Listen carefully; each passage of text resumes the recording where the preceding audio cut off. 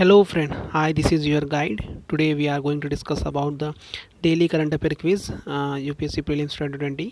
ये आपके upcoming UPSC prelims के लिए आपको बहुत हेल्पफुल रहेगा। आज हम यहाँ पे 10 क्वेश्चन डिस्कस करेंगे। ये जो क्विज़ है यूपीएससी प्रीलिम्स क्विज़ है, ये डिफरेंट सोर्सेज से ले, like the Hindu, Indian Express, Live Mint, News on Airs and India, Yojana magazines and Kurukshetra, और बहुत सारे R S T V debates वगैरह से, आर एस टी वी जो न्यूज़ चैनल है गवर्नमेंट का, उसमें जो करंट अफेयर्स रहते हैं डेली, उससे लिए गए हैं। सो ये बहुत हेल्पफुल रहेगा आपको। इससे पहले भी मैंने बहुत सारे वीडियोस इसी चैनल पर डाले हैं। यूपीएससी परसिवरेंस करके ये मेरा चैनल है, आप इसको लाइक, कमेंट एंड शेयर कर सकते हो, और आप प्लेलिस्ट में जाकर चेक कर सकते हो इसके प्रीवियस वीडियोस। सो आज हम यहाँ पे स्टार्ट करते हैं, और इसका क्वेश्चन और उसके आंसर्स यहाँ पे मैं डिस्कस करूँगा। क्वेश्चन नंबर 1 से स्टार्ट करते हैं। Consider the following statement with respect to the Saras MK2। सारस MK2 से रिलेटेड है, करेक्ट बताना है आपको। 2 सेंटेंस दिए। It is India's first indigenous light transport aircraft. It has been developed by the defence research development organisation DRDO। So आपको correct बताना है, और यहाँ पे ओनली ऑप्शन ए करेक्ट है, ओनली वन सही है। It is India's first indigenous light transport aircraft Saras MK2। DRDO ने नहीं किया है। सो हम डिस्क्रिप्शन में देखते हैं क्या है तो एग्जैक्टली। सो यहाँ पे डिस्क्रिप्शन में दिया है, सारस MK2 is the first indigenous light transport aircraft was develop by the national aerospace laboratory. नाल ने किया है, ये बहुत न्यूज़ में था। 19 सीटर है, develop with the target cost of 50 crore, is at least 20 to 25% lower in the cost than the other aircraft in the similar category. NAL has been pitching Saharas MK2 up for the government's Udan Ude Desh Ka Aam Nagarik, since it has the capacity to operate in ill-equipped, semi-prepared and unpaved airstrips. The scheme, launched in October 2016, is aimed at the linking up areas that have no air connectivity. सो ये ध्यान में रखना, ये यहाँ पे image में दिया है Saras. Consider the following statement with respect to the national aerospace laboratories. Question number 2 नाल से रिलेटेड है, NAL, जो अभी हमने पढ़ा था। It is the only government aerospace research and develop laboratory in the countries civilian sector. It is constituent of the council of scientific and industrial research, CSIR। ये only word जो extreme word है ना, तो थोड़ा ध्यान में रखना। आपको करेक्ट पूछा है, 90% रॉन्ग ही होता है। सो यहाँ पे नहीं है, लेकिन यहाँ पे ये सही है। Option C, both 1 and 2 correct है यहाँ पे। It is the only government aerospace R&D laboratory in the country civilian sector, और ये CSIR ने कॉन्स्टिट्यूट किया था। सो नाल के बारे में ध्यान में रखना, वही डिस्क्रिप्शन में दिया है, यहाँ पे पढ़ लेना एक बार पॉज करके, ठीक है। क्वेश्चन नंबर 3 पे आते हैं हम। India's world class facility for training astronauts will come in which of the following region. Sorry, ये Challakere Karnataka. India's world class facility for training astronaut, अभी जो गगनयान मिशन होने वाला है ना, लॉन्च इसरो करने वाला है। सो वहाँ पे उसमें जो जाने वाले एस्ट्रोनॉट जाने वाले, उसके लिए एक वर्ल्ड क्लास फैसिलिटी इंडिया में होने वाला है, ट्रेनिंग एस्ट्रोनॉट के लिए। चालाकेरे कर्नाटका में, वही दिया है यहाँ पे। चित्रदुर्ग डिस्ट्रिक्ट ऑफ कर्नाटका, यहाँ पे देख सकते हो, NH4 बेंगलुरु पुणे रोड पे है। और इसका प्रपोज किया है, इसरो ने प्रपोज किया है 22,700 करोड़ मास्टर प्लान है to create the top infrastructure that will housing its young human space flight centre HSFC, and the first set up for the first astronaut candidate for the first Gaganyaan mission 2022 are trained to Russia में होने वाले हैं कुछ, जो 2022 में भेजे जाएंगे। The amount sought for the SCFC is over above 10,000 crore. Approved budget of Gaganyaan ने अप्रूव किया है 10,000 करोड़। चालाकेरे अबाउट 400 किलोमीटर है, ये बेंगलोर रोड से। इसको साइंस सिटी भी बोला जाता है। क्योंकि यहाँ पे it houses facility of ISRO's defence research development organisation advance aeronautical test range Bhabha atomic research centre and the Indian institute of science.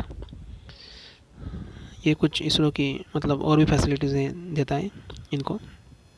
Question number 4 है consider the following statement with respect to the Lamu island. Lamu island ये news में था, correct statement बताना है। UNESCO world heritage site है। It lies close to the Somali frontier in the Indian Ocean. Al Balad air base located in this island is use by both US and Kenya. So आपको correct बताना है और यहाँ पे 1 और 2 सही है। It is UNESCO world heritage site, ये एक यूनेस्को वर्ल्ड हेरिटेज साइट है Lamu island and it lies close to the Somalia frontier in the Indian ocean. Statement third गलत है। यहाँ पे ये क्यू न्यूज़ में था, ये दिया है यहाँ पे 2 civilian have been killed in the Al Shabab attack on the camp Simba military base in Kenya Lamu country and use by the US and Kenya for the military personnel. The country is the geographical regions of the country used for the administrative or the other purposes in certain modern nations. The 2 other department defense personnel were wounded in the attack on the Kampa Simba.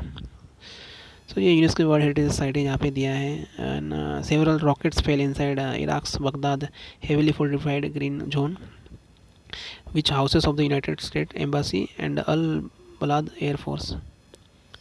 सो ये base दिया है यहाँ पे Lamu Kenya के नीचे है, south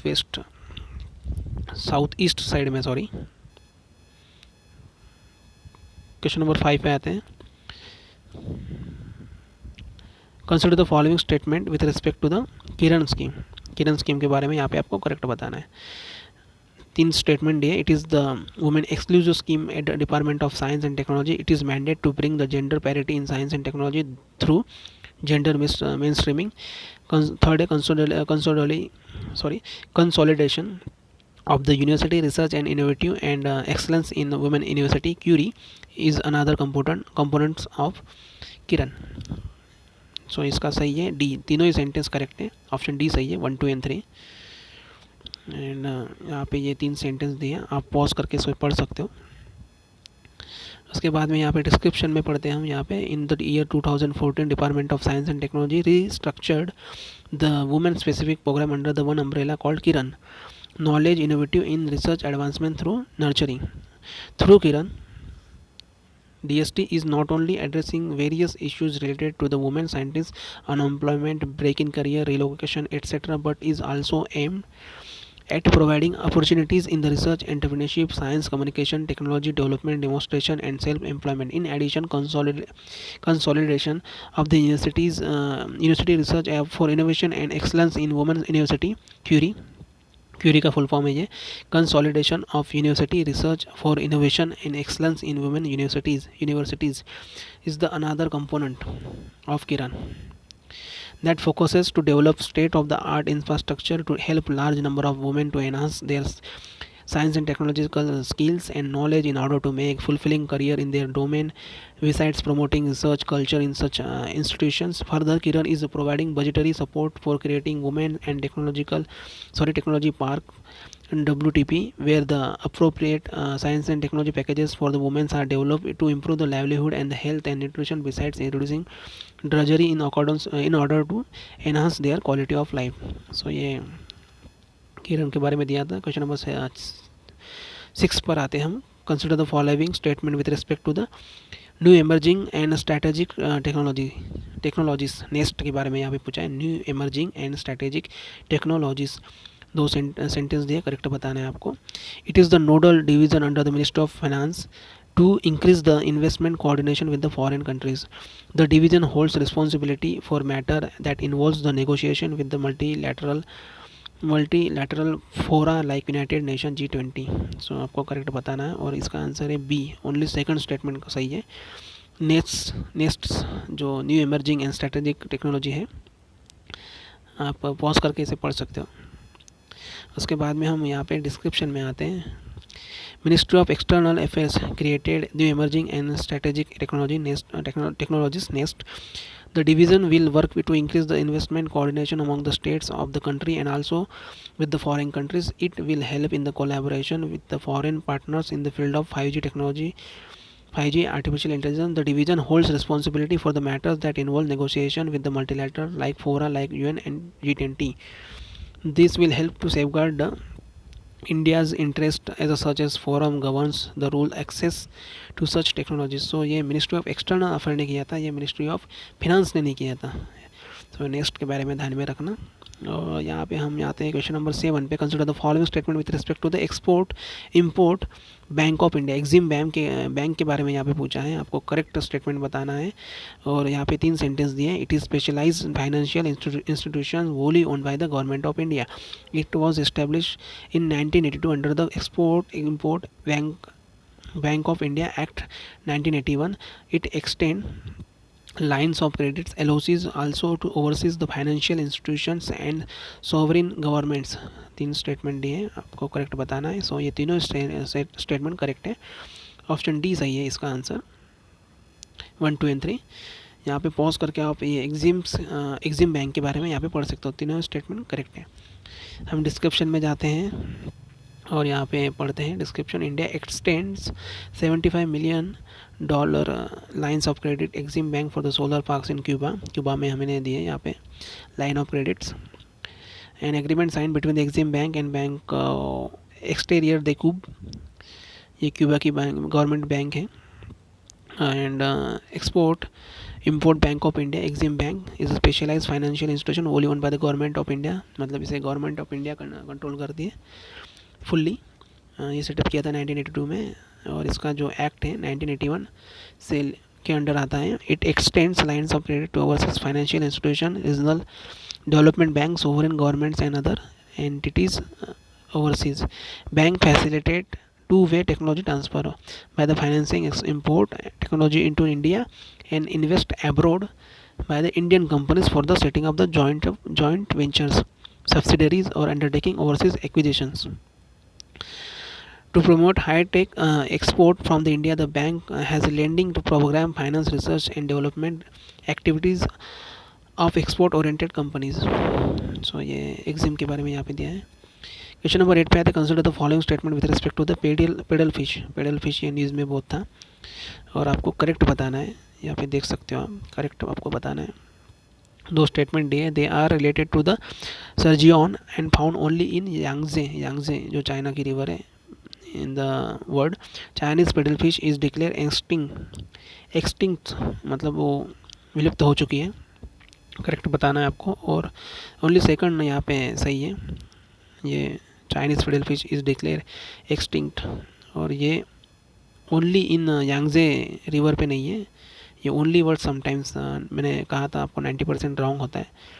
सो यहाँ पे ओनली बी सही है. Chinese paddle fish native to the Yangtze river declare extinct by the scientist. Paddle fish is related to the sturgeon found in the basin of the Mississippi and Yangtze river. Mississippi में भी रहता है और Yangtze river में भी रहता है. American paddle fish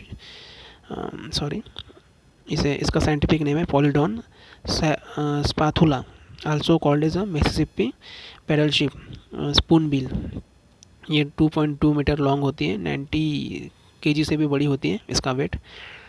ये चाइनीज़ पेडल शिप है. इसका साइंटिफिक नेम यहाँ पे दिया है. मैं यहाँ पे कभी पढ़ नहीं पाऊँगा इसका exact pronunciation.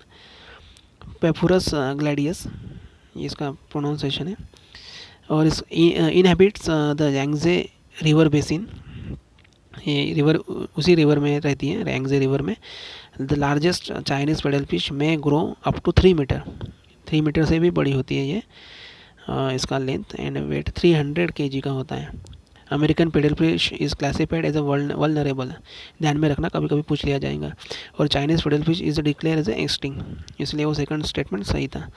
It is dubbed as a panda of the Yangtze river becomes the extinct due to the over fishing and habitat loss से कारण उसका हो गया है एक्सटिंक्शन. सो यहाँ पे आप देख सकते हो ये पेडल फिश है, ऐसा पिक्चर में दिया है. 9 है एक स्मॉक टावर के बारे में. ये न्यूज़ में था अभी रिसेंटली. ये दिल्ली में हुआ था. गौतम गंभीर ने इसे लॉन्च किया था साउथ दिल्ली लाजपत नगर में. यहाँ पे can remove up to 80% of the PM 2.5 and PM 10. ये एयर पोल्यूशन से रिलेटेड है. क्वेश्चन नंबर 10 पे आते हैं. Consider the following statement with respect to the state of the India's forest report 2019 correct बताया ना आपको, 3 सेंटेंस दिए। Biennial publication forest survey of India, it shows the increase in the carbon stock trapped in India forest in the last 2 year।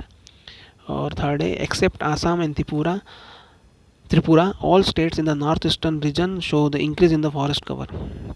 सो ये 3 statement है यहाँ पे, only 1 and 2 option A सही है।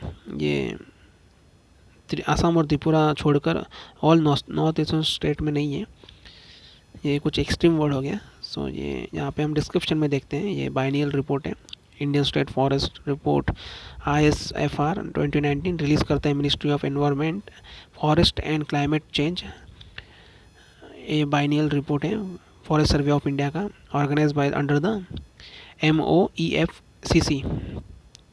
It assess forest and recover bamboo resources, carbon stock in the forest fire, local tree forest in the country increased by 5,188 kilometre in the last 2 years। ये ध्यान में रखना, ये बहुत इंपॉर्टेंट है, sometimes sentence में पूछा जाता है। फॉरेस्ट कवर इंक्रीज हुआ है 5,000 से ज़्यादा।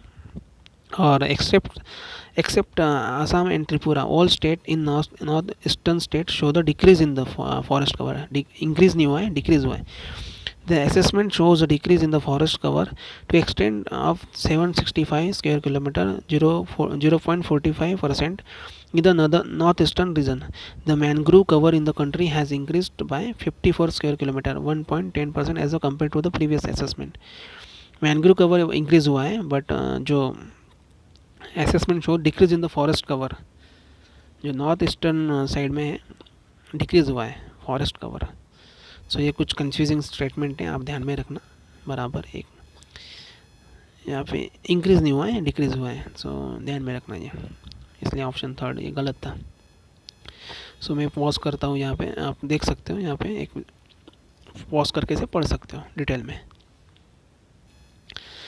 यहाँ पे कुछ डाटा दिया है, ये very dense, moderately dense forest, open forest, ये थोड़ा आपको विजिबल नहीं होगा।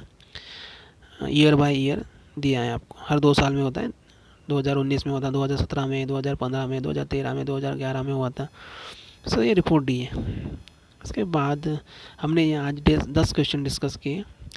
अगर आपको ये क्वेश्चन अच्छे लगे हो और ये आपको अपकमिंग UPSC प्रीलिम्स के लिए बहुत हेल्पफुल रहेंगे, मेरे चैनल को सब्सक्राइब कीजिए, लाइक कीजिए, कमेंट कीजिए, शेयर कीजिए। Thank you so much, good night.